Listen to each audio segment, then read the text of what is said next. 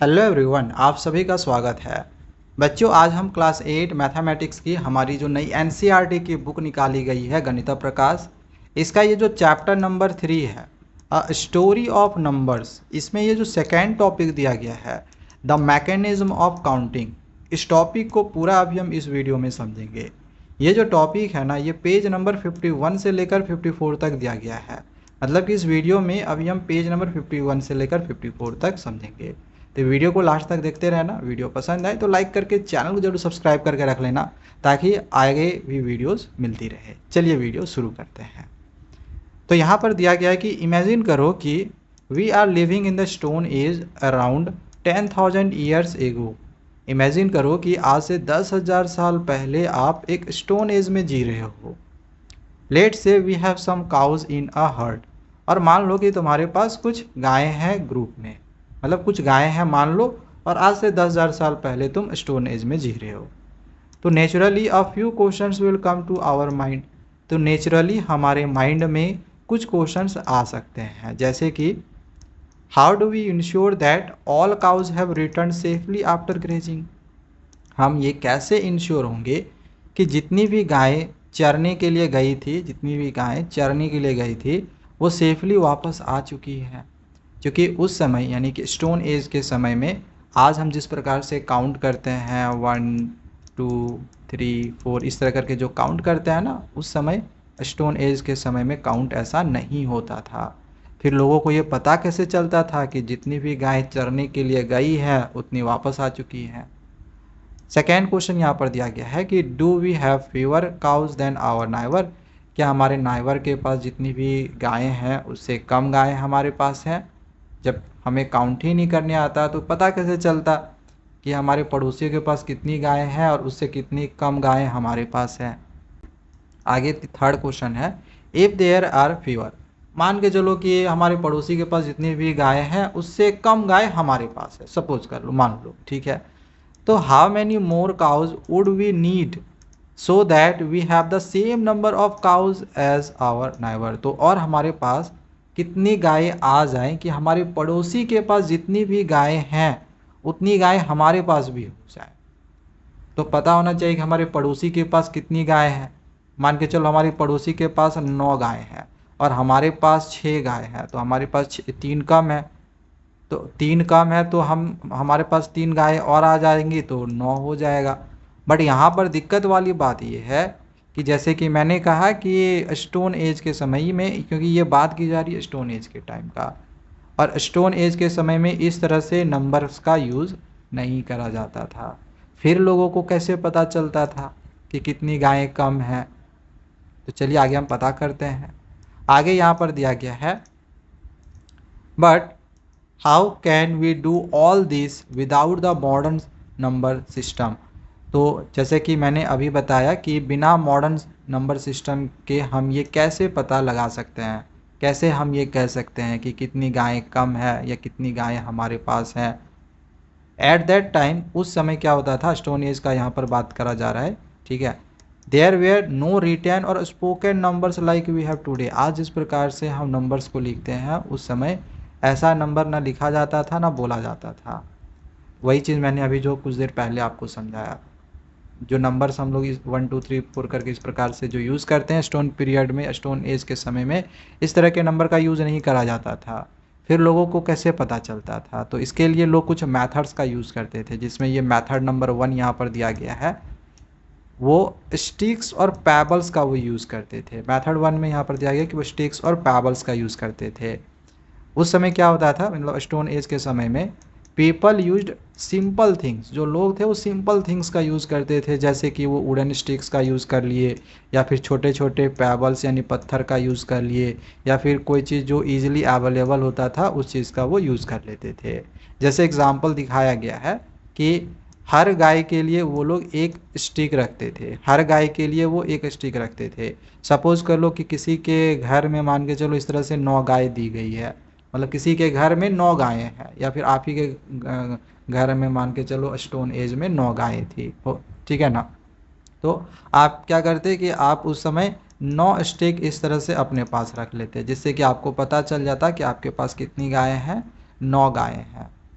When the cows went out to graze, तो जैसे ही ये गायें चरने के लिए सारी की सारी चली जाती, they set aside the same number of sticks, तो हम क्या करते, मान के चलो यहाँ से 3 गायें चरने के लिए गई, तो ये 3 स्टिक्स को हम उठा के साइड में यहाँ पर ऐसे करके रख देते।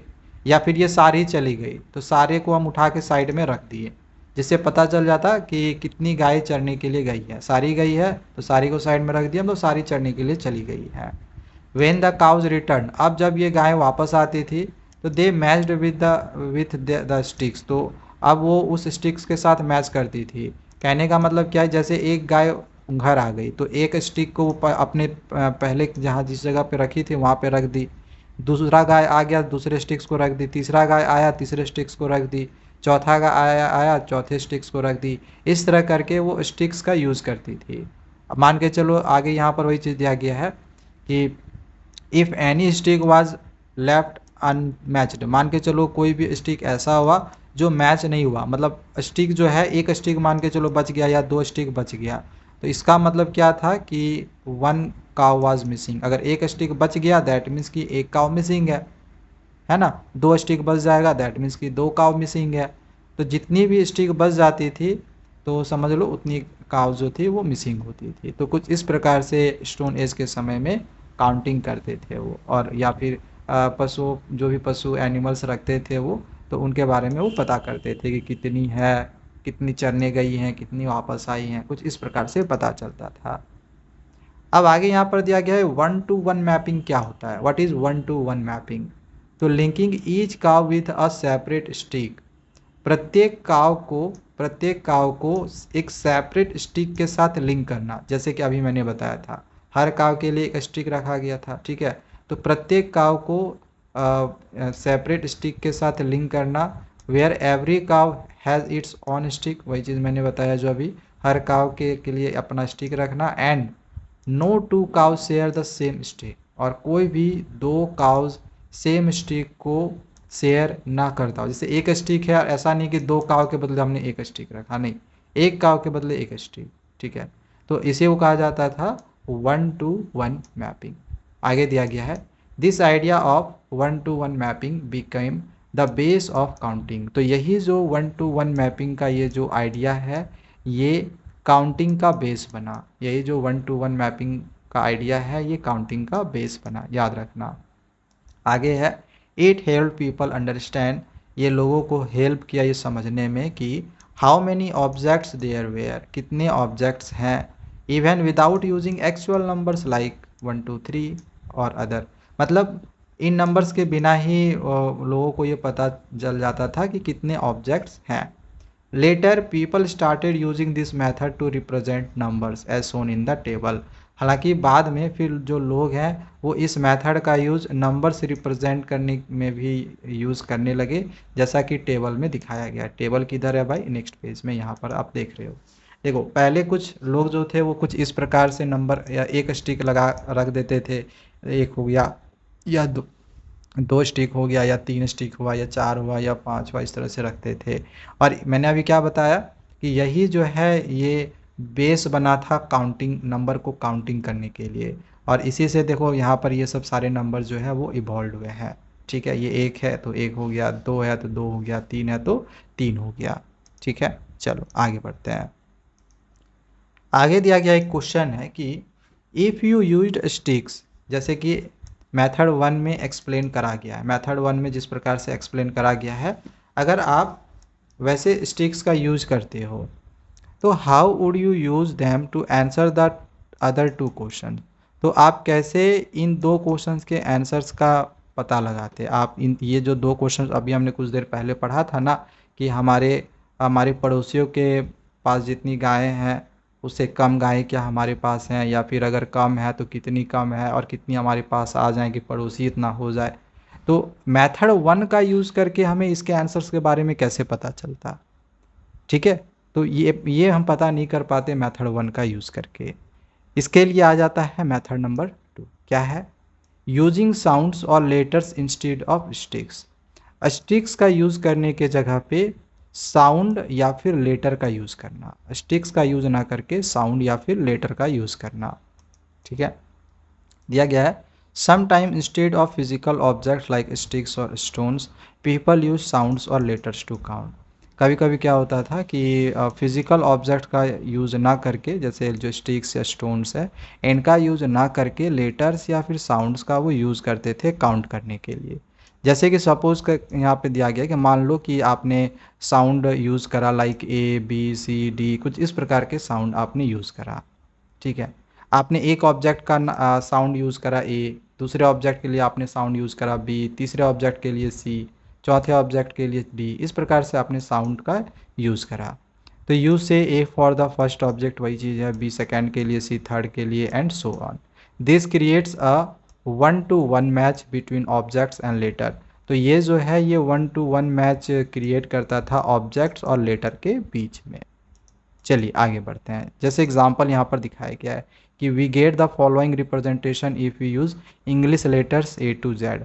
अगर हम English letter A to Z तक का अगर हम बात करें तो ये कुछ इस प्रकार का हमें कॉम्बिनेशन देता है। अगर ए से जेड तक में देखा जाए तो टोटल कितने नंबर्स होते हैं, 26 होते हैं। मतलब टोटल कितने लेटर होते हैं, 26 होते हैं। तो 26 नंबर्स तक हम यहाँ पर काउंट कर सकते थे।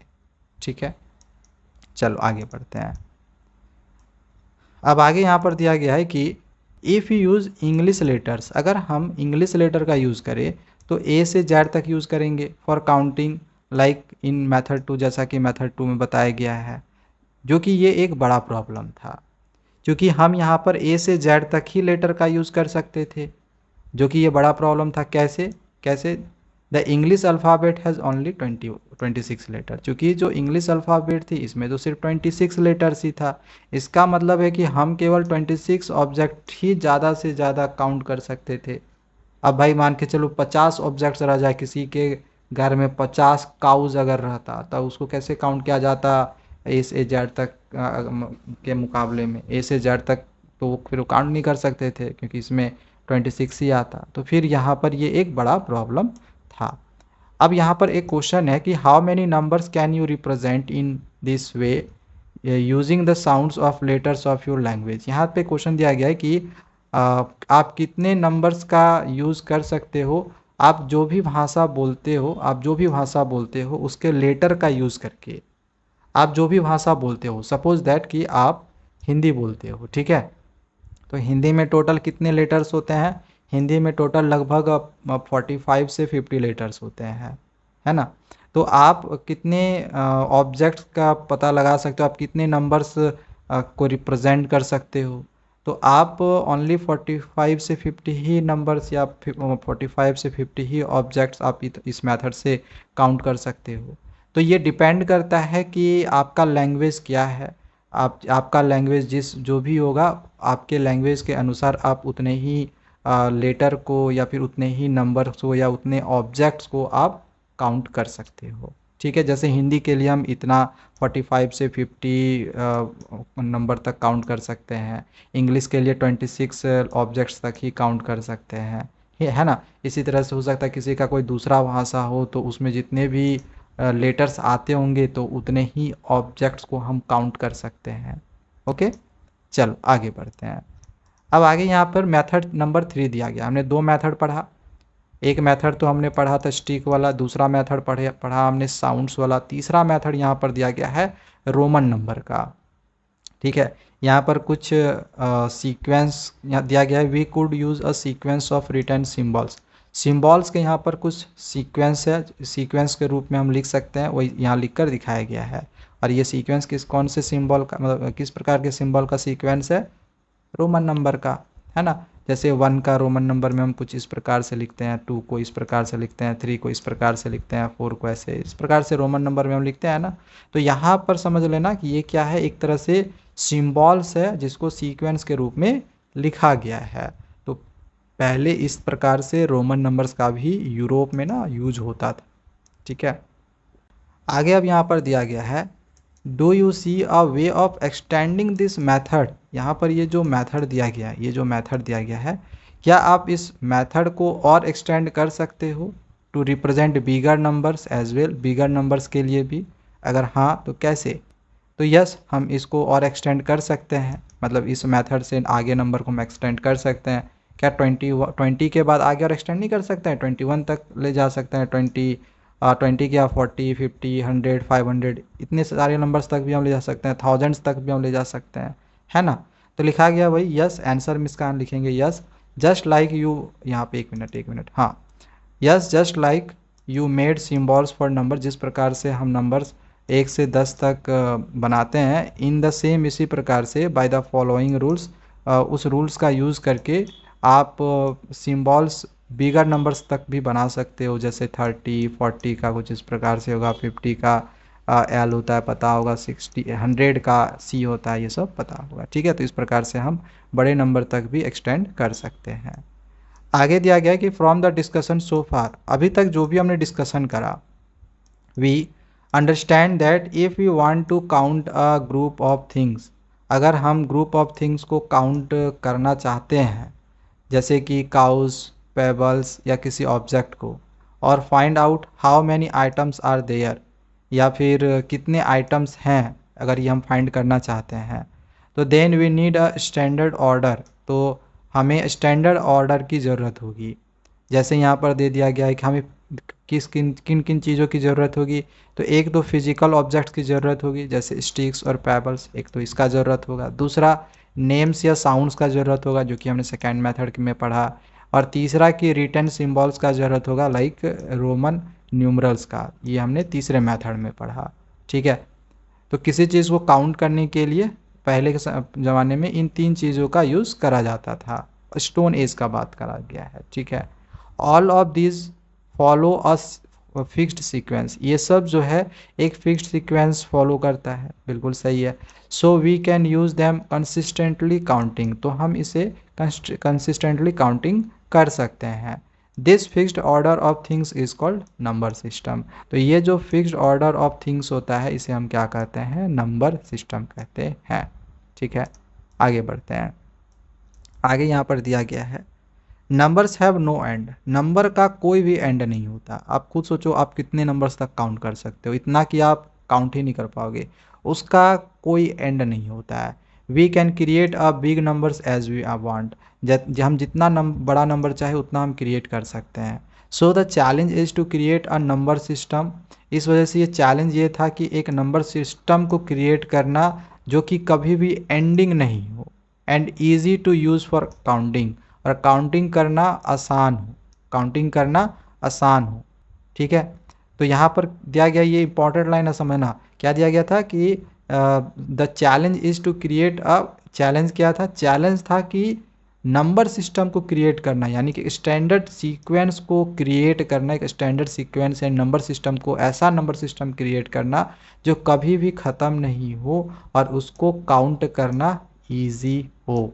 जैसे कि एग्जाम्पल 1 अगर हम ले, एग्जाम्पल 1 ले, ठीक, एग्जाम्पल मतलब मेथड 1 ले, अगर हम मेथड 1 ले जो कि था स्टिक्स और पेबल्स वाला, तो इसमें क्या हुआ था कि हम क्या कर रहे थे कि हर ऑब्जेक्ट के लिए एक स्टिक ले रहे थे।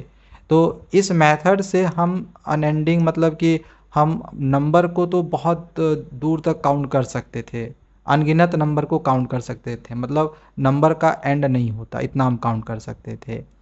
You can keep using more sticks as needed, हम जितना चाहे उतने स्टिक्स को रख सकते थे। लेकिन इसमें प्रॉब्लम क्या था बताओ, इसमें प्रॉब्लम क्या था? इसमें प्रॉब्लम था कि if there are too many objects, अगर बहुत सारे ऑब्जेक्ट्स रहते, जैसे बहुत सारी गायें रहती, ठीक है, 1000 गायें रहती, एग्जाम्पल ले लो, तो दिया गया है you will need that many sticks, तो तुम्हारे पास उतने स्टिक्स भी चाहिए होते, विच बिकम्स इनकन्वीनियंट, मतलब ये तुम्हारे लिए एक असुविधाजनक होती, है ना। उतने सारे स्टिक्स को रखना, बार बार गिनना, उतने सारे स्टिक्स को देखते रहना, वो थोड़ा सा तुम्हारे लिए सही नहीं रहता। तो इस मेथड का यूज़ तो हम नहीं कर सकते हैं नंबर सिस्टम को क्रिएट करने के लिए। अब यहाँ पर देखो नंबर सिस्टम क्रिएट करा जा रहा है, नंबर सिस्टम को क्रिएट करने के लिए मेथड 1 लेंगे, 2 लेंगे, 3 लेंगे, कौन सा लेंगे वो आगे यहाँ पर दिया गया है, ठीक है। और ये नंबर सिस्टम कैसा होगा? जो कभी भी एंड नहीं होगा पहला, और काउंट करना ईजी होगा। तो ये तो मेथड 1 में हुआ था। मेथड 2 में क्या था? तो हम जो लैंग्वेज लेटर्स का या फिर साउंड्स का यूज़ कर रहे थे, जैसे कि हम ABC ये सब साउंड का यूज़ कर रहे थे हर एक ऑब्जेक्ट के लिए, तो ये मेथड कन्वीनियंट था, ये बोलने के लिए इजी भी था, बट ये लिमिटेड था। अभी हमने इसके बारे में पढ़ा भी। लिमिटेड कैसे था, तो इंग्लिश में जैसे 26 लेटर्स ही था, तो हम 26 ऑब्जेक्ट से ज़्यादा काउंट नहीं कर सकते थे। या फिर चलो हिंदी में 45 से 50 था, तो हम उतने ही लेटर्स थे तो उतने ही ऑब्जेक्ट्स को काउंट कर सकते थे। तो भाई ये लिमिटेड था, तो ये तो अनएंडिंग नहीं हुआ। ठीक है। तीसरा मेथड जो था वो रोमन नंबर्स था। तो this was used in Europe for centuries, मतलब सेंचुरीज तक जो था ये यूरोप में यूज़ हो रहा था। ठीक है। इट्स ऑल्सो स्टैंडर्ड सीक्वेंस, ये एक स्टैंडर्ड सीक्वेंस था। इस तरह का जो ये सीक्वेंस था रोमन नंबर का, एक स्टैंडर्ड सीक्वेंस था। बट इसका भी एक लिमिटेशन था। इसका लिमिटेशन क्या था कि अगर आप बहुत बड़ा नंबर लिखो तो you need to keep creating new symbols, तो आपको नए नए सिम्बॉल्स बनाने की ज़रूरत होती थी। अब यार मान के चलो, ऐसे अगर तुमको लिखना है 798, ठीक है, तो बड़े मतलब ज़्यादा यहाँ पर सिम्बॉल्स की हमें ज़रूरत होती थी। अगर इससे भी बड़ा नंबर आ जाए, 5000 आ जाए, तब तो भाई समझ लो कितने सारे सिम्बॉल्स की यहाँ पर ज़रूरत होगी। तो जैसे जैसे नंबर बड़ा होते जाता, यहाँ पर भी ज़्यादा सिम्बॉल्स की और हमें ज़रूरत होती। तो ये स्टैंडर्ड सीक्वेंस तो था, लेकिन यहाँ पर भी इसका लिमिटेशन था। ठीक है। तो अब आगे यहाँ पर दिया गया है, in history people created 3 types of number system. तो हिस्ट्री में जो है, हिस्ट्री में लोगों ने 3 तरह के नंबर सिस्टम को क्रिएट करा। पहला फिजिकल ऑब्जेक्ट का यूज़ करके, ये हम ऑलरेडी पढ़ चुके हैं, स्टिक्स, पेबल्स या फिर बॉडी पार्ट्स जैसे फिंगर्स को काउंट किया जाता था। ठीक है। दूसरा कि नेम्स या फिर साउंड्स का यूज़ करके, ये हम ऑलरेडी पढ़ चुके हैं। ठीक है। वही अल्फ़ाबेट वाला साउंड का, ठीक है, ए से जेड वाला, जिसमें 26 लेटर है तो 26 ऑब्जेक्ट्स तक ही हम काउंट कर सकते हैं। और तीसरा कि यूजिंग रिटर्न सिंबल्स का यूज़ करके, जैसे रोमन नंबर वाला हमने पढ़ा। ठीक है। ये सब सारा एक बार रिकैप यहाँ पर करवाया गया है। दिया गया आगे कि सम ग्रुप्स यूज्ड 1 और 2 ऑफ दीज मेथड्स। देखो कुछ ग्रुप्स क्या करते थे, कुछ लोग, जैसे कुछ लोग ही ग्रुप हो गई, या कहीं कहीं क्या होता था कि यहाँ पर जैसे 3 तरह के मेथड्स हैं, तो इन 3 तरह के मेथड्स में से एक या फिर 2 मेथड्स का वो यूज़ करते थे। जैसे कहीं एक मेथड का, कहीं इस मेथड का यूज़ हो रहा है, तो कहीं इस मेथड का हो रहा है, कहीं ये दोनों हो रहा है, तो कहीं सिर्फ इस मेथड का हो रहा है। तो कुछ इस तरह से अलग अलग जगहों पे या फिर अलग अलग जो ग्रुप्स के लोग थे वो अलग अलग मेथड्स का यूज़ करते थे। लेकिन जो चाइनीज़ लोग थे, जो चाइनीज़ लोग थे, वो ये तीनों ही तरह के मेथड्स का यूज़ करते थे, ऑब्जेक्ट्स का भी, नेम्स का भी, और रिटर्न सिंबल्स का भी। ये सारा का एक साथ वो यूज़ करते थे। ठीक है, चाइनीज़ लोग। अब आगे दिया गया है कि the symbols used in a written number system are called numerals. दिया गया कि जो सिम्बल्स यूज़ करा जाता है नंबर सिस्टम लिखने के लिए, नंबर सिस्टम में लिखने के लिए जो सिम्बॉल्स यूज़ करा जाता है, इसको हम क्या कहते हैं, न्यूमरल्स कहते हैं। जैसे कि ये जो हम 0, 1, 5, 30, ये सब जो नंबर्स होता है ना, इसे हम क्या कहते हैं, न्यूमरल्स। ये सब नंबर्स को हम कहते हैं न्यूमरल्स। ठीक है। हिंदू नंबर सिस्टम में इसे हम न्यूमरल्स कहते हैं, याद रखना। एक लास्ट पॉइंट है कि when people created symbols for small numbers, जब लोगों ने छोटे छोटे नंबर्स के लिए सिंबल्स क्रिएट करा, जैसे कि 1, 2, 3, 4, इन सब नंबर्स के लिए जब उन्होंने सिंबल क्रिएट करा, मतलब ये सब क्या एक तरह से सिंबल ही है। जैसे 1, 2, 3, 4, ये सब क्या एक तरह से सिंबल है। तो जब ये सिंबल क्रिएट करा जाता था ना, तो इसका नाम भी रखा जाता था। देखो यहाँ पर दिया गया है। तो those numbers always had names as well. उन सिंबल्स का नाम भी रखा जाता था। जैसे इसका नाम रखा गया इस सिंबल का 1, इस सिंबल का रखा गया 2, इस सिंबल का रखा गया 3, एंड सो ऑन। आगे भी 4, 5, 6, ये सब नाम रखा गया। ठीक है। ये सब जो है सिंबल है, ये सब सिंबल है। ठीक है। ये सब का नाम रखा गया कि ये 4 है, ये 5 है, सिंबल यूज़ करते गए वो, और उसका नाम भी वो रखते गए, और बाद में हम यही सब अब पढ़ रहे हैं। ठीक है। तो ये वाला टॉपिक यहाँ पर ख़त्म हो चुका है। अब इसी में देखा जाए तो इसके आगे में कुछ फिगर आउट वाले क्वेश्चन दिए गए हैं। यहाँ पर 3 फिगर आउट वाले क्वेश्चन है, 3 या 4 है, देख लेना। ठीक है ना। ये फिगर आउट वाले क्वेश्चंस को नेक्स्ट वीडियो में समझेंगे, इसके क्वेश्चन और आंसर्स को नेक्स्ट वीडियो में समझेंगे। तो चैनल को सब्सक्राइब करके रख लेना।